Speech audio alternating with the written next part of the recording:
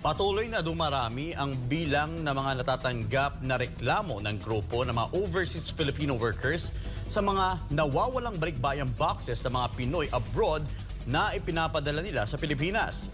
Dismayado ang grupo dahil hindi naman inaaksyonan ng Marcos administration ang naturang issue sa kabila ng walang tigil nilang panawagan na pansinin man lang ang kanilang mga reklamo. Narito ang exclusive report ni Cherry Light. Kahit pabalik-balik na sa tanggapan ng Senado ang mga grupo ng OFW kaugnay nga sa kanilang kahilingan na magsagawa ng investigasyon hinggil sa libo-libong mga OFW na biktima ng mga nawawalang balikbayan boxes ay umaasa pa rin na dinggin ang kanilang panawagan. Sana po, pero nakakadismaya lang. Ako, sobra po akong nadismaya. Si Ruchi at si Rosa Marie ay parehong mga OFW mula sa Middle East. Noong nakaraang taong pa lang nila ipinadala ang kanilang balikbayan box sa Pilipinas habang sila ay nasa ibayong dagat.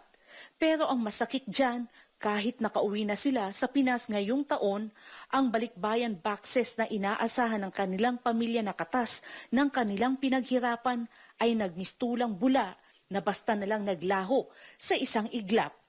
Nakakapagod na rin eh. Tapos, nakailang balik na kami sa Senado.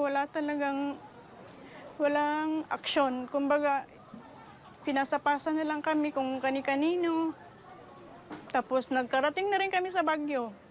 Nananawagan po ako na sana po maibalik sa amin ng mga biktima na aming pinaghihirapan na pinag-iipunan doon na maipadala sa aming pamilya.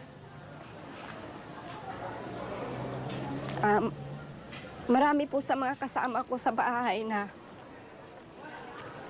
biktima rin sila, 4 na karton. Mismong si Jeffrey Balsa, chairman ng OFW Assistance, ang nangunguna para hanapin ang mga nawawalang balikbayan boxes ng OFW at ang hindi na mabilang na pagpunta sa Senado para i-follow up ang mga kahilingan nila sa mga senador na magkaroon ng investigasyon sa nawawalang balikbayan boxes. Pabalik-balik na lang po ako sa Senado.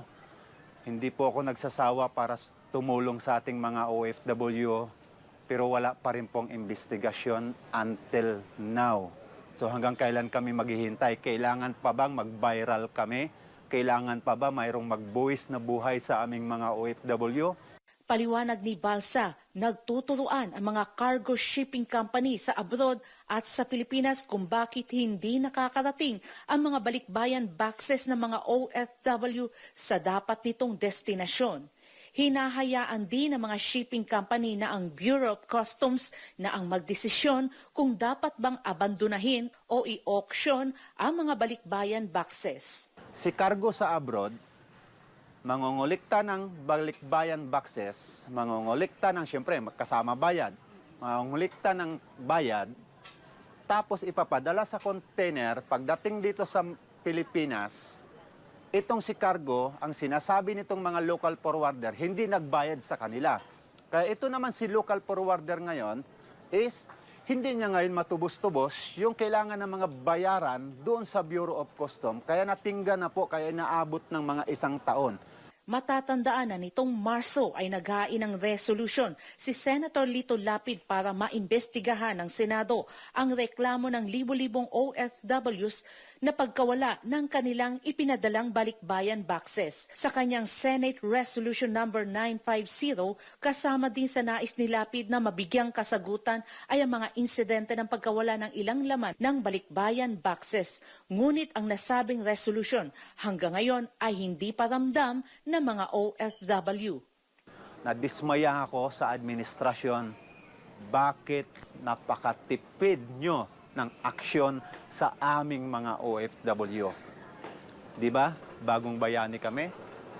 Di ba? Napakalaki ng share namin sa bansang Pilipinas. Nitong Hunyo at 13 ay naglabas ng liham ang tanggapan ni Senator Jinggoy Estrada at sinasabing ang nasabing resolution na inilabas ni Senator Lapid ay nai-refer na sa Committee on Ways and Means kung saan si Senator Win Gatchalian ang chairman. Dahil dito, umaasa at patuloy pa rin umaapela ang mga OFW para maresolba ang matagal ng issue. Nawagan po kami kay President Bongbong Marcos na sana po kami naman po yung tulungan ninyo. Kasi gaya po namin na matagal nang naging OFW, nakakapagod na rin po mag-ibang bansa sa totoo lang. Malayo sa pamilya. Kay President Bongbong Marcos, sana po matulungan po kaming lahat ng mga OFW sa aming mga hinaing. Para sa Diyos at sa Pilipinas kong mahal,